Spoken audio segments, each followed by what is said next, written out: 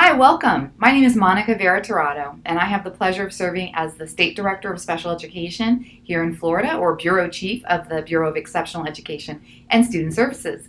And my colleagues and I here, we're going to talk today about an exciting partnership that we have had. And they're going to introduce themselves in just a moment. They represent our Florida's Parent Training and Information Center. And in Florida, that's the Family Network on Disabilities. And this year, we had an amazing opportunity to partner around a conference on positive behavior supports. And our goal was to make sure that we had opportunities for families and caregivers and teachers and support staff to have access to this really important, valuable information. And through our collaboration, the Family Network on Disabilities helped us to really incorporate and embrace the use of social technology to outreach in a greater way than we ever could have imagined. And so that's what we're going to be talking about today is how we partnered around that particular event and ways that you can work together with organizations such as your Parent Training and Information and your State Department of Education, that we can be working together towards those same goals and advancing and leveraging our resources so that families and kids are getting what they need in Florida and all across the United States. So I'm going to turn it over to my colleagues so they can introduce themselves. So my name is Eliana Tardillo. I'm the Program Director for the Parent Education Network and also the mother of 2 children with Down syndrome, representing diversity, obviously, in my community. I'm also a blogger and a social media influencer. Hey everyone, my name is Joe LaBelle. I'm the Assistant Director of the Parent Education Network, your southernmost parent training information center in South Florida. I've really worked with FND over the last couple of years to help strengthen and fortify and lift up our advances in technology, and now I'm managing all of our social communication online. So I'm excited to be with you, and I'm excited to jump into talking about what happened at our PBS conference. So like we had said, our case study we're going to be focusing on today is going to be on the March 2017 PBS conference. It was hosted in collaboration with the Florida Department of Education, the Bureau of Exceptional Student Education, the Florida Center of Inclusive Communities at USF, and when we were hosting the conference, our initial investment in the conference itself as a whole was about $20,000, and the amount of participants that we had in person was about 120 people that came and showed up and participated live. Now, so that means that each of our participants was about $160 investment, and that's we're going to go back to that in just one moment. Now, utilizing social media and Facebook Live, we live streamed each of our sessions. We had 4 sessions going on around the clock for 3 days. And then we host a simultaneous Twitter party. What's a Twitter party? A Twitter party is when we're tweeting out information relevant to PBS every 10 minutes for the duration of the conference. We partnered with bloggers and with social media influencers to help expand our reach and retweet and share our information on social media during that party. And through those initiatives, we were able to get roughly 50,000 people that saw our Facebook videos, our sessions on Facebook Live, which was extremely exciting. And in Twitter, we had almost 15 million people that saw our tweets over the 3 days. So that $160 investment, when we combined and amplified what we were doing with social media, it went from $160 per person to 40 cents per person, which was really powerful to see the power of utilizing social media to amplify what we're doing and the investment opportunity that we had and the outcomes from that. So that was one of the most exciting things I had seen.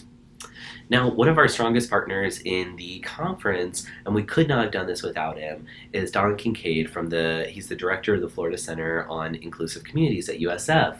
And Don, most of our presenters were some of Don's staff from around the state. They were delivering state-recognized, nationally recognized, internationally recognized PBIS material to our participants. And Don was gracious enough to let us film a short video of his experience and thoughts on the process.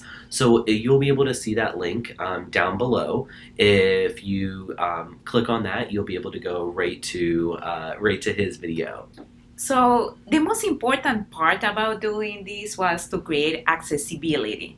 When we talk about accessibility, we want you to think about the families, the parents that have children with special needs, and for them it's not easy to actually walk into a conference. We see parents of children who have like behavior challenges all the time. These are actually the families that need to be there to receive all the positive intervention behaviors, the behavior interventions, but sadly many times there are the ones that cannot be there in person. So talking about accessibility and the magic of amplification when we use social media, we want to remind you that many times these families, they want to be there but they cannot be there. So when you open your camera and can Facebook Live this event, we were able to reach almost 50,000 people. 50,000 people, many times that they don't have transportation sometimes. Many times they are working, they cannot be there in person, but still they can watch that from their house. Many times they don't have childcare, and many times also, and it is a reality, if your child has been just diagnosed, you are not ready yet emotionally, and we have to think about these families and how to reach these families. Talking about accessibility too, we want to emphasize that there's a new generation of people, of parents. I was just watching yesterday that millennials are having like 1 million kids a year right now, which means that's a reality. Millennials, they communicate through technology. They receive information through technology. So we have to keep that in mind. We need to open the doors to a new generation of people and be able to serve these people in a way, in the way in which they communicate. So talking about accessibility is translating many times like traditional into technology, because this is what is working right now. So there are many new ways to measure the impact, and something that we have been doing is like we want to connect you to the magic of social media, in the sense that you are going to get like immediate response and feedback when you are doing a Facebook Live. Many times it's really hard to capture or record messages or comments when you are doing an in-person presentation. Many times when you are done with the presentation, families comes to you and they tell you, you did an amazing job, I love it, thank you so much. Well, what happens with social media is actually they can type that and you are going to be able to collect that information. And many times we feel that social media is not personal, and we have to work on that too, because actually it can be personal, and it can be the very beginning for you to start that relationship with families, and it can be the attraction for them to take the phone, give you a call, and realize that yes, you can make that difference and you can make that impact in their lives and the lives of their children. And Ileana, question for you: how do you respond when we're doing a Facebook Live and we're getting comments from families? How do you respond to those families? Actually, I'm always like reading the comments, and we have to be honest and realistic. There's a point in which you are gonna get there that you are talking and you are being interactive and you can reply. But when people is leaving comments, we are immediately responding to them. So we can actually, like, it will happen, in an in-person training, we will stop and tell, hi, Jessica, we see your comment right there. Hi, Yadira, we just saw your comment. Thank you so much for being with us. Yes, you are right. This is the information. So we make things interactive, and that's the best way to connect and communicate with families. We want them to know that we are there, and that's the best part of Facebook Live too, that this is not a recorded video. Actually, you are interacting with your audience all the time, and they can make questions and they can interact with you, and they are going to feel that connection. And you're going to see on your screen a couple of the examples of that. And one of the examples from our conference that I think is just brilliant, Julie Smith writes, how can I get a copy of the presenters' questions and the presentation. And then Teresa, who was the presenter, actually went in, saw that question in her session video, and then posted the link to her presentation and her handouts. So it was really, really exciting, that interaction. So you're going to see on your screen one of our Keynote Analytics, so how we're interpreting the very first video we did, which was our Keynote presentation. You're going to see the graph to the left, the 100% represents the 120 people that were there in person, and the graph to the right represents the amplification of our Facebook Live and our social media venture. So utilizing Facebook Live, we amplified 5,361%. That is incredible. Those numbers are just staggering. You can also see on the right-hand side, you're going to see that this one video was seen by 6,433 people. It had 175 reactions. That means comments, likes, loves, all of those different reaction tools, shares. And then you're going to be able to see as well some of the audience information. So where were the most where were the most viewers? In what state, in what area of your state? Were they male? Were they female? What was their age range? So you're going to be able to see a lot of different information on this slide. So when we talk about social media, we are talking also about free and low-cost tools, which means that Facebook is for free. Most importantly, we just did another presentation, and it's like 73% of the whole population is on Facebook. Mm-hmm. So there's no way to make a mistake when you choose Facebook and you choose Facebook Live. You are going to be there for people, and you're going to be able to reach people that otherwise is unreachable for you, because many times people, they are on social media, but they are not good connecting in the traditional way. So talking about these tools, we are talking about Twitter too, that is completely free. And when we are talking about low-cost tools, we are going to talk about collaboration, but I think right now you're going to be talking about boosting. Mm-hmm. Well, I'm going to talk, before I talk about boosting, before I jump into there, I want to talk about Twitter for just a minute. All right, so on your screen again, you're going to see something that's called hashtag behavior support. Now, during our Twitter party, we had to pick a custom hashtag, okay? Why did we pick a custom hashtag? Because we were doing a conference on PBIS, and if we typed in our hashtag PBS, we would have gotten other tweets about the television shows and the public broadcast networks and shows and all of those things. So we picked behavior supports, and I checked, and there hadn't been a tweet about behavior supports for 6 months prior to that. So we had our custom hashtag, and we, again, used a system called Hootsuite. Hootsuite lets you stack up all of your different tweets for a week beforehand, 2 weeks beforehand. It lets you decide what time and what day you want to tweet. So we took PBIS information, relevant information, and stacked that every 10 minutes for 3 days straight for the conference, so that when the conference was actually happening, we didn't have to do anything. We did that on the front end the week prior to the conference. So again, it was a way to utilize our services that we have, like Hootsuite, without being frantically tweeting the entire conference. Now, you can see on the right-hand side of this slide, we had an estimated exposure of 15 million people that were able to see our tweets, and that was extended to the world of Twitter, and that's really amazing. And how did we do that? One of the ways we did that was by partnering with bloggers who are relevant in the disability community, and partnering with social media influencers like Ileana, who's a social media influencer herself. You can see the top tweets are Ileana's tweets herself. So it's really exciting, the types of information that you can get out via Twitter, and then the way you can do it and the way you can utilize that platform. Okay, so now we are gonna go live for you, and we want you to look at the screen so you see how easy this process is. We are gonna be talking about something very informal because we want you to feel comfortable. And we always remind the audience, if we can do it, you can do it too. All right, so we're going to go Facebook Live. And what does this look like? We're going to walk you through the steps on how to go live in 3 easy steps. So when you open up the back of your Facebook page, you're going to see a couple different things. If you're an admin and you need to be an admin to go live, you're going to see inbox, notifications, insight, tools. Now, you're also going to see write something. This is FND's page. And you're going to see a whole bunch of little icons down here.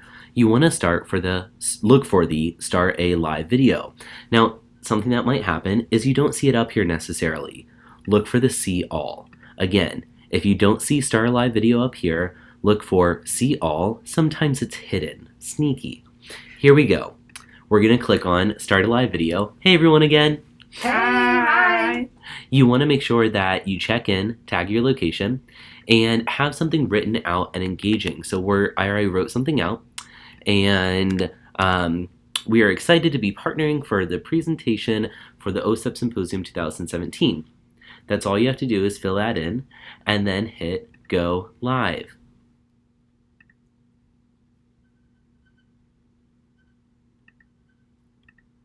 No internet. Do.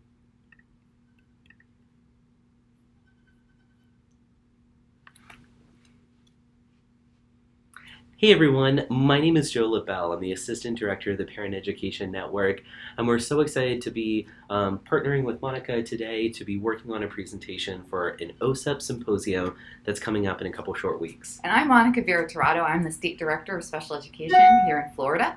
And I am excited to even be doing Facebook Live because this is something that seemed pretty scary to me, but here I am thanks to my colleagues. And I'm Eliana Tardillo, Program Director for the Parent Education Network, and obviously honored and so happy to be here, Facebook Live. Thank you so much for being with us today. And we are in Tallahassee, by the way. That's right. All right, we'll talk to everyone soon. Bye. Bye.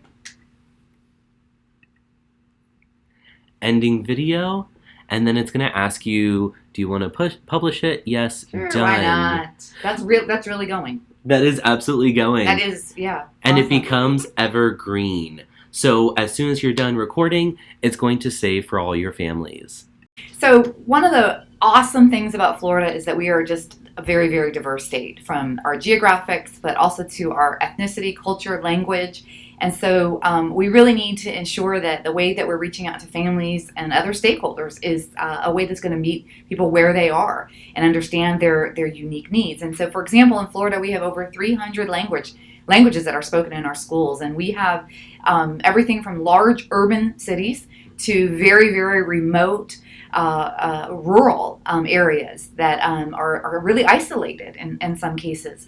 And so what Ileana is going to talk about now are some of the ways that our Family Network on Disabilities has really used social media to reach folks from all of those areas, including the most remote places in Florida that I personally didn't realize social media would even be able to impact. Exactly. And that's one of the most common misconceptions. I will say that we believe that because people, they live in rural communities or they are minorities, they don't have access to the internet or they don't interact on social media. Actually, it's kind of the opposite. Mm-hmm. I will say that from our experience, most of the families we serve in rural areas, they all of them, they have a smartphone, and they use the smartphone for everything. Let's don't forget that if these families, they are immigrants, they connect with their family through their smartphones, and the platform that they use is obviously Facebook. Mm-hmm. They use Facebook all the time, and they are there most of the time. So the example that you see on the screen, this is a small town called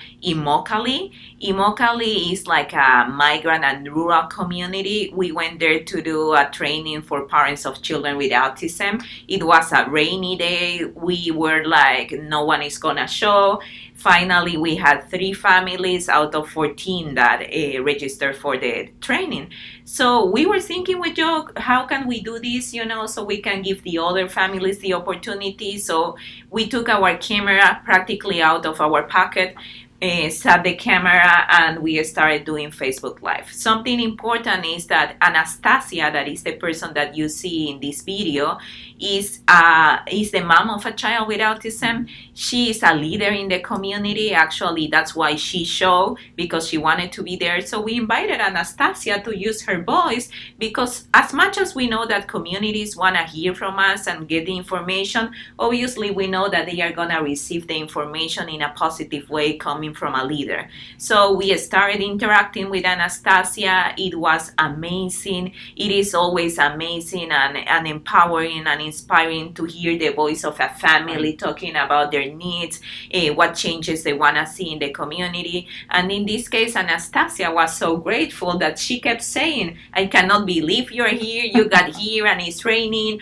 and now I'm in front of the camera and I'm gonna become famous, and I don't know how to share this, but my child is gonna share this because she has so many friends. Yeah. So it is a great experience from so many ways. Not only talking about numbers, also talking about the real impact that you can make in the life of a person. And Joe is gonna talk about numbers again. So give me a boost. Our presentation is called Free and Low Cost Tools. So let's talk about some of the low cost tools. Now inside of Facebook, you have something called boosting. And boosting is when you pay for a post, a photo, a video to be seen by a larger audience. Why would we need to boost? So Facebook Analytics actually shrinks the amount of people that see any given post. So you might have 500 followers or likes, you might have 10,000 followers or likes, but Facebook makes it so every time you send out a message, a status post, it's only seen by a very small percentage of those followers, those likes, until you develop your voice and consistency, and even at that point, it's still not being seen by everyone. So boosting is a great way to spend small amounts of money for posts that you deem are important to be seen by more people. At FND, we sat down as a leadership team and decided how much money we were going to spend per month per project in boosting. We landed on about $60 per project per month, and we do not hit that every month. You don't have to hit it every month, but when we decide to boost something, I'm talking to Ileana, I'm calling her up, I'm texting, what do you think about boosting this one? I call our other directors, do you think this is good? Should we boost on the main page or on our program page? So boosting is a great way to do that. Now up on the screen right now, you're actually going to see this is what boosting looks like in your home screens. So you can see specifically, when I boost, I make sure that if it's a general something that I want everyone to see in Florida, I hit all the main cities in the state, and then I hit communities that we identify are isolated by circumstance, like Immokalee, so some of those smaller towns. And then you can say, I only want people who live in this area and who like these things on Facebook to be able to see this post. So it's direct targeted marketing. I'm going to be doing IEP clinics or IEP overviews in Key West next week. So we did up a flyer, we posted on Facebook, and then I boosted it, and I said only people in Key West, Marathon, Isla Mirada, and Key Largo, those are the biggest keys down in the Florida Keys, are going to see this, and only people who like something about special education, IEPs, will see it. So only people who live in those areas and who like something about IEPs and special education. Direct targeted marketing, more bang for your buck, getting your message out there to more people. I spent about $15 on that boost, and it's estimated that about 5,000 people throughout the Keys are going to see that in their newsfeed, which is really exciting. So I'd like to talk a little bit about finding the right partners, and that's really an important piece of this story. And so one of the things that I think we're really proud and excited about in Florida is the fact that we're really trying to break down silos amongst all those different agencies and organizations that work to support students with disabilities and their families. And so this is a perfect example of that, us coming together and uniting and working on behalf of the students and families that we serve. And so the right partners is important, also the right content. You know, we talked a lot about how to get the information out, But what's really important is what is the information. And so we could do a whole nother talk about the depth of the content that was covered. And so some of the tweets, for example, that you just saw, and the things that were amplified through the boost are, for example, social stories for families about preparing for maybe summer vacations and how to help their children to prepare for some of the changes that are going to happen with the summer. And so I think that's really, really important, is having partners who are bringing good quality information to the table.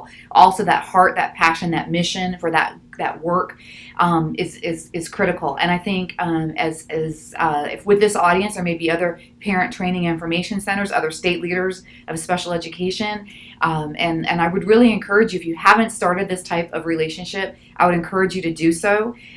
Social media is just one way that we've found our voice together, but more important is the commitment, that shared commitment to really support our families and support our students here in Florida. And so, and the other thing I want to talk about with the partners is, for me, having good partners like these two wonderful folks who help me to not fear some of the aspects of social media. This today, our presentation, our Facebook Live, all of those things make me a little bit nervous, especially the word Facebook Live.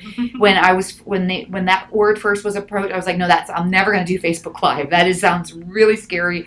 But they've encouraged me to take a chance, take a risk, and it's been really well worth it. And so one thing I'm excited about that we are going to be partnering with this year is our Florida Parent Survey for our parents of students with disabilities. And we want to ensure that we hear from everybody. Everyone's voices are so important, and we want to make sure we get that out. And so the use of social media and things like this, and our partnership with our Florida Family Network on Disabilities, we really believe it's going to help us increase that participation and ensuring that we're hearing from our families, so that we can improve our responsiveness and our services to families and students. Exactly. And coming from the other side, talking about partners, we have amazing partners at this level, but we have to think about families as partners too. Yes. And as you were saying, when we are able to deliver the right information and the right resources for families, they immediately become partners because they share. They read the information, they feel that the information is good for them, and they are going to immediately share that on their pages. And that's how social media becomes viral, and that's how social media is so important in our communities, because the better you act on social media, the better impact and the bigger impact you are going to have in your own community. When we talk about partners too, we want to remind you, as Joe was saying before, you have to look around and realize that social media is all about partnership. There's no way to be successful if you want to work alone. You have to work with other people. Being partners means also to look around and realize who else is working in my community. Can I go and like their pages? Can I share something that they have created? Because maybe I don't need to reinvent the wheel again and over again, because this information is already there. And by sharing that information, I'm giving my community something else, and I'm supporting that initiative from my partner. Something else too is that you have to look around, because many times the families that we are serving, they have a voice on social media. They may be bloggers, they may be people that are on Twitter all the time. So talk to them, give them a voice, let them talk about their story in front of the camera. By opening those opportunities to families, you are actually creating new partnerships, and those partnerships are as important as these ones that we do, between colleagues and professionals. Now, we want to talk about a couple of those steps to success.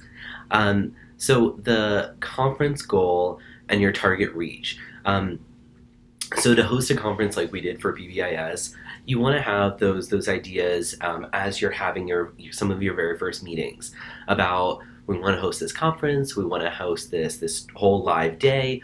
What is that going to look like for us as an organization? What goals do we want to have? And what's some of that reach? So is it a targeted population that you want to reach? Is it a specific geographic area? Is it a number? Is it engagement? What is that reach going to look like for you?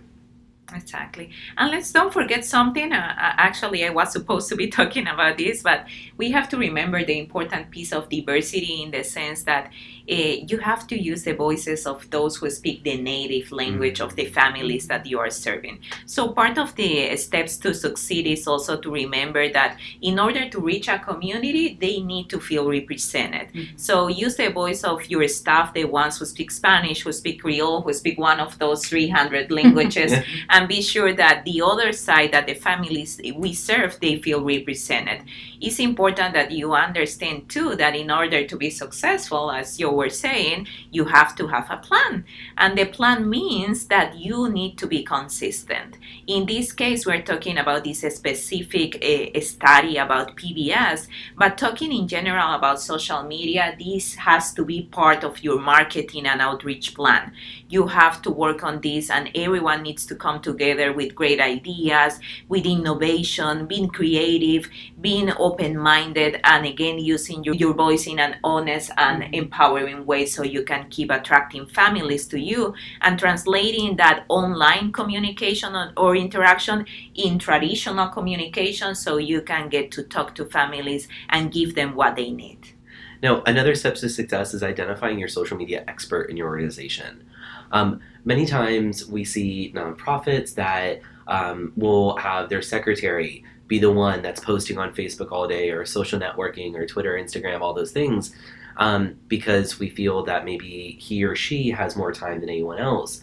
But when we're talking about engagement, we really want to find people who are excited about social media in your organization. At FND, that's Ileana and I. We're really excited about social media, and it doesn't take away from our job. That's the other part. It amplifies the services we're offering to families. So finding those social media experts and really elevating them and allowing them to do what they do best.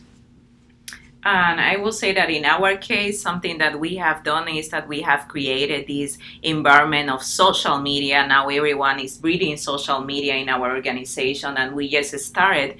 It was hard at the very beginning. We always had the support of our CEO, Richard Lavelle, so we have to always thank him because, he was always the one saying, you can do it, yes, go ahead, try. But I think Joe will agree with this. At the very beginning, the first Facebook Lives, we were scared about doing that. And when we proposed the idea of other staff doing this, it was scary, and it took time for them to get there. Coaching and all that. And we were talking about this yesterday. We were like, Joe, have you realized that we have people that they are from 25 to 65 working in the office, and now everyone is doing Facebook Live? Yeah. So the other thing that we want to talk about in your steps for success is get your gear. When we did our PBIS conference, someone had made the comment to me that during the conference that, oh my gosh, this is so great. You guys are in a smart room. It's a smart building. And I said, well, it's actually not a smart building. In fact, during the conference, our internet was down most of the time. So we were live streaming off of 3 to 5 megabytes. Typically, internet bandwidth isn't sold under 35 to 50 megabytes. So we use $85 high definition webcams. They're from Logitech. We got them off of Amazon, Amazon Prime, and they were able to come to our office. We played with them a little bit. They have sound isolation, so even if there's background noise, you're not going to hear it. Webcam, great first step. The second thing is when you're out in the field, most of the time we're using our cell phones. We're using our cell phones and then putting it on front-facing camera, and then we've got cell phone tripods. Again, the tripods are about $6-7 on Amazon. You have a lot of different options to choose from, but make sure you have your gear. And again, when we're talking about staff empowerment, make sure your staff has their gear, and each staff member has their gear, or at least each program has their gear for staff to be able to choose from. And it's a great investment, I'm gonna say, because many times we feel like, okay, another $70 or $100 that I have to spend is not an spending; it is an investment. Something that we promote a lot through the things that we are doing with FND is that through amplification, you can always win when you are using social media. because it happens many times that you are gonna deliver like the best presentation of your life. You have done your job well, you have been promoting, you have been doing a partnership with so many people, and then it comes and no one shows, or you have 2 people. So when you are able to amplify and use the power of social media, it is as easy as taking your camera out, your tripod, amplifying and turning this 2 people event into a 100 people event, 200 people event. So think about that. It is a great investment, and it's really a way to assure that you are always gonna get that people participating many times from the traditional events, sitting in front of you, many times sitting in front of their cameras and still participating. Now, Monica, I have a question for you. From a leadership perspective, when you're thinking about doing something new or you have a project that someone's proposing, what role does data play in that, in your decision-making process? What does that look like for you as a leader? Well, it's really important. First, the data is important to establish whether there's a need. Yeah. Right. So we need, especially we all work for grants, and having that need up front, and we need data to understand what the need is, and then the proposed solution. So what data do we have to support that this proposed solution will match the need? And then, of course, after we deliver the activity, whatever we're talking about, it's, did we meet our intended goal? What was our goal? What was our need? Did we meet that need through our outreach? And so it's really, really important. And then, of course, then you use that data for continuous improvement. So where do we go next? How do we take that data and decide then what worked, what didn't work? What about the content? Do we need to go deeper with some of the content, et cetera? So it's I don't think you can run your organization, any type of organization, without using data and making decisions based on it. And I wholeheartedly agree with that. One of the ways that we can collect some data from this process is you can use Google Forms to set up your survey afterwards, or your evaluation. You can collect emails and registrations, even for an online event, Facebook Live event. You can collect emails, registrations beforehand. You can market it on Twitter and Facebook. And then you can send out your surveys to those people that registered. You can also shoot your surveys out on Facebook and Twitter and let everyone know if you attended, if you saw some of these sessions. Please fill out our surveys. That's definitely a way to engage and collect some data. And then the data on the analytics side of Facebook. So again, how many people saw your posts, what was the engagement, so what counties were it in. If it's in a higher density of people that saw it and engage in a specific county, maybe we go and approach that area and see what's going on, what's the need there. Yeah, and exactly, and also identifying what was the follow-up. So even hearing from 1 or 2 parents who say, as a result of listening in to this particular session, I've implemented this strategy with my child, or I went to my school the next day and asked for support in this particular area. So that's kind of that anecdotal evidence that we would be collecting to see.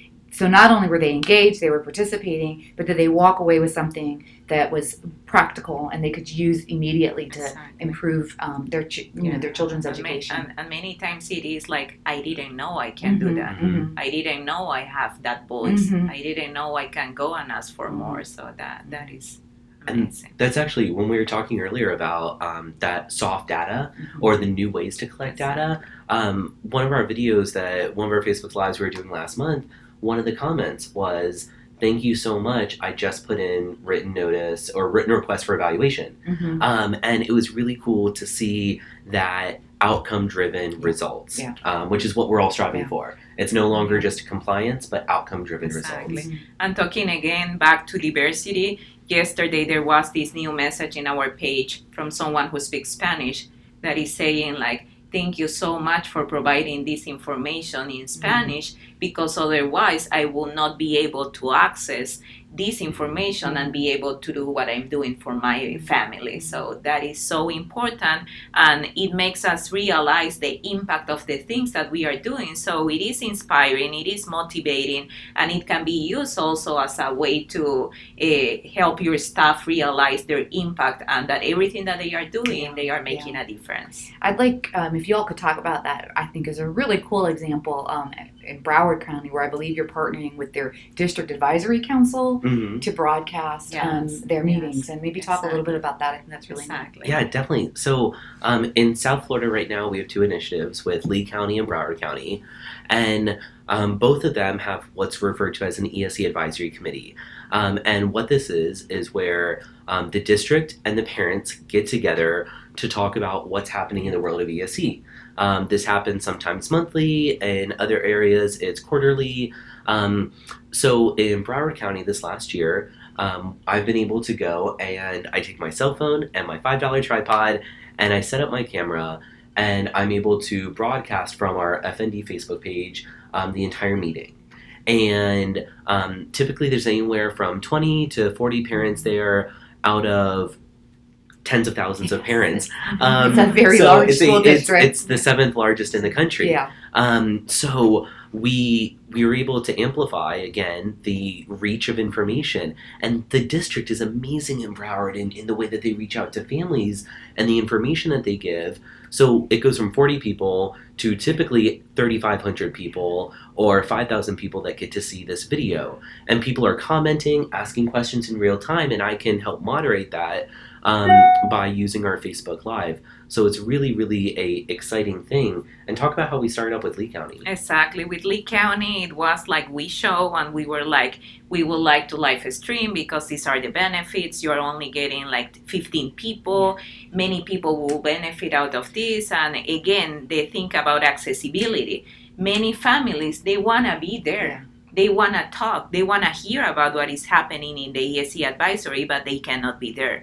So the very beginning was like, let's try for 5 minutes, 10 minutes, and see how it goes. So we did it. Eventually, we got to the point in which we are going to every one of them. We just got approved for the whole year again. So we are going to be doing this, and it has been an amazing impact in our community that families now can say like every 2 months, yes, FND is going to be live streaming. I can learn about this. And if I cannot be there live, this is another important piece, I can watch the video later because we are going to be recording. We are going to be doing the Facebook Live, but this is going to stay on your Facebook page. So families can come back and anytime review the information and still interact with you because they are going to leave a message and you can reply with resources and you can still create that connection. That is another important piece about social media and Facebook Live in this case.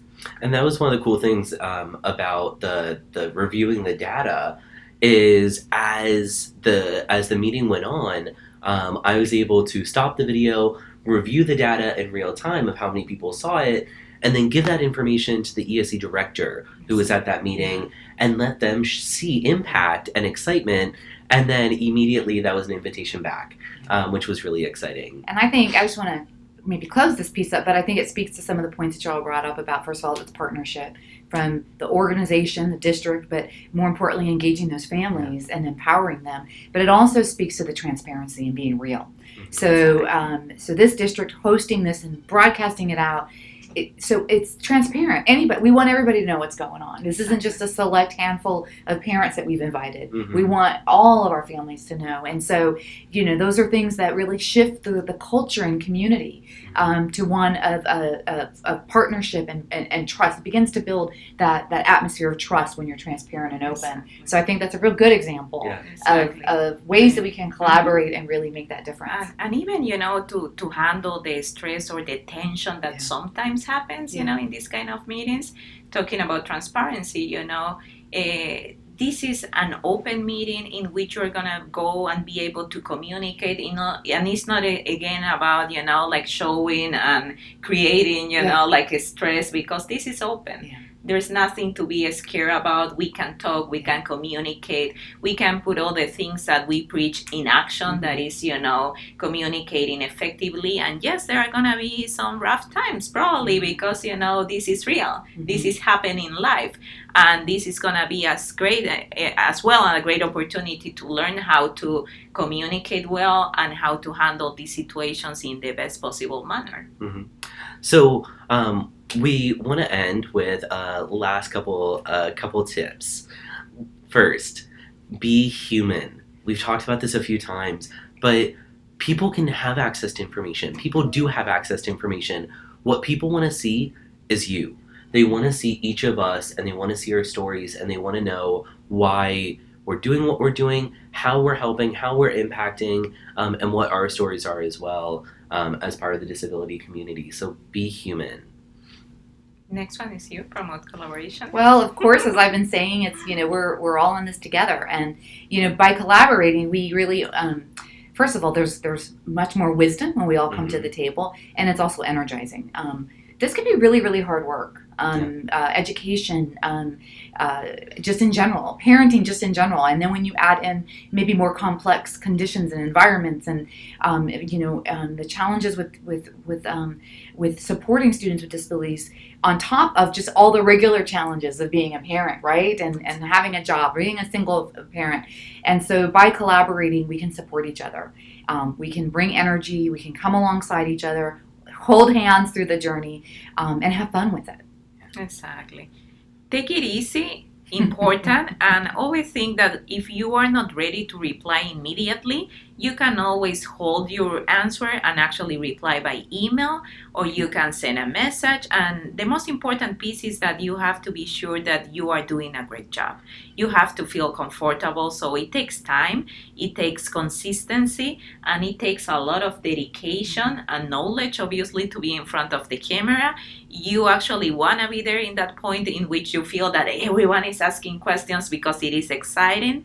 However, with the most popular you become on social media, the less responsive you are, and people understand that. So if you are hosting a Facebook Live and you have like 1,000 people live and they are all asking questions, that's okay to reply by email, or to take the time when you are done to go message by message and reply people, and be sure that you are replying to everyone, because everyone is going to be waiting to hear from you. But take your time and take this easy. And then the last thing that we want to say is good and bad comments can help your organization succeed. We've all had some of those bad comments, but they're an opportunity to expand and explain and offer that olive branch to that person of how can we work together, what can I offer you, how can we collaborate. And the good comments, you want to recognize those as well. It's always exciting to see your work rewarded and supported and acknowledged. So don't be fearful of the bad comments, because that's an opportunity to grow, but then also offer an opportunity to engage with that person. So thank you so much for joining us today at this presentation. It's been wonderful. Thank you. Thank you.